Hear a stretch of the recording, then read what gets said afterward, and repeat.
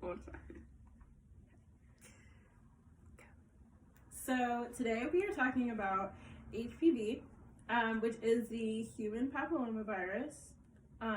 The HPV is non-symptomatic, so that means you won't be able to detect any symptoms like physically. You won't be able to like see them yourself. The only way to detect symptoms would be to go get examined. And there are many ways to contract HPV. Mainly through skin-to-skin contact, so anything sexually, orally, sometimes even intense kissing can lead to HPV. There are also some cases where it lays dormant in your body once you're born, and the only way that you can detect that is after having sex with a partner and if they contract it. But most of the time, HPV clears 90% of the time after a couple of years after getting a vaccine, or there's some medication that can usually help. However, there are a lot of cases where people get cervical cancer or even throat cancer or other types of sicknesses and illnesses after contracting HPV. So a lot of women go and get screened just to make sure that everything is okay. And generally, boys and girls are vaccinated, which is a fact I did not know. Yeah, so in order to prevent things like cervical cancer, most commonly in women, you should get vaccinated. The CDC recommends vaccinations between the ages 11 and 12 for both boys and girls. This is generally just to be proactive before becoming sexually active. The latest that they recommend getting vaccinated is 26.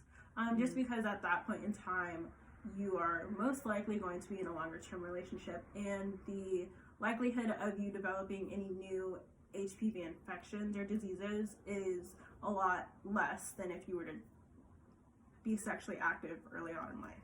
So they recommend getting vaccinated up to 26 years old. Common vaccination symptoms include soreness, itchiness, or redness, usually near the site of injection. This isn't entirely everyone doesn't always have the same symptoms, but also for those that received a placebo shot, the results were the same. So it's not like you're gonna go home and your arm's gonna fall off. It's just, it's just the typical irritation from being poked with the needle. So the injections the vaccine itself is very safe, highly recommended. About 90% of the people that do get vaccinated will report symptoms like 100-degree fever within the first 15 days. But that's just like 15 days and then it's over with. So the long-term effects the benefits definitely outweigh the costs of the vaccination. Yeah, for sure. Even the BBC did a news article about how the HPV vaccine is cutting down cervical cancer by nearly 90%. And so that is just a lot of evidence that there are a lot more pros than there are cons. And they even said that in low-income countries where cervical cancer is not being screened as much, there are more deaths related to HPV. And a professor named Peter Sassiani says the impact has been huge with the vaccine, even in just the UK, and we see that in the US too. So in an article in the New York Times newspaper, they talked about the stigmas of getting vaccinated for HPV. So very typically you'll see that when people address a sexual vaccination or a vaccination for any sort of sexual infection, STI or STD, that some people may think that you are promoting people to go and have sex more, or unprotected sex, and encouraging the youth to be more sexually active.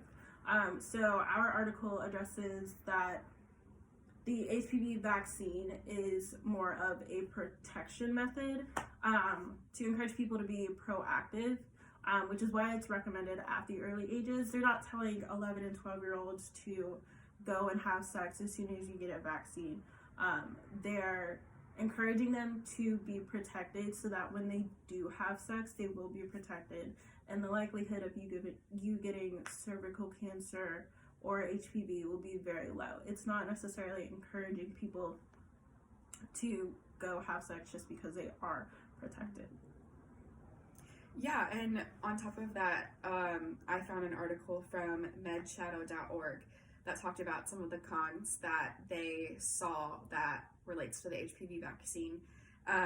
One story talked about two sisters who, after receiving the vaccine, got premature menopause directly after, and that was a big debate on whether or not the vaccine was safe and if it was increasing women's menopause and making them infertile.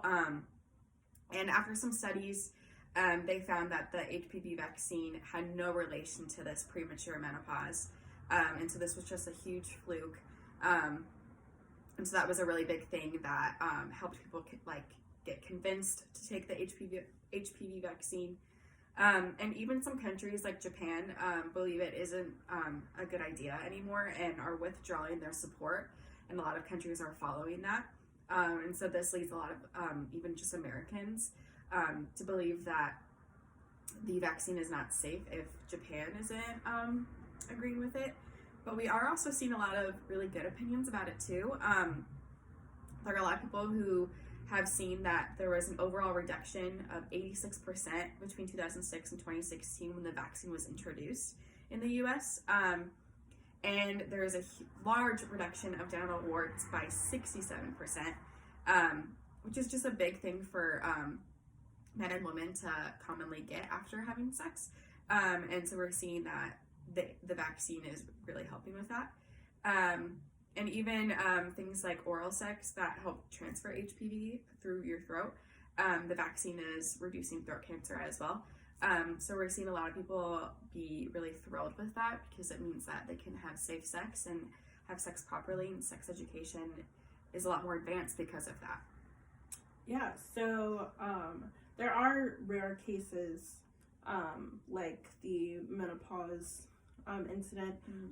Those, or cases like that incident, they have not been directly correlated to HPV vaccinations. So as far as the CDC recommends, there are no extreme cases like infertility or early menopause or issues with reproductive organs that are linked to the HPV vaccination. So the CDC does highly recommend it.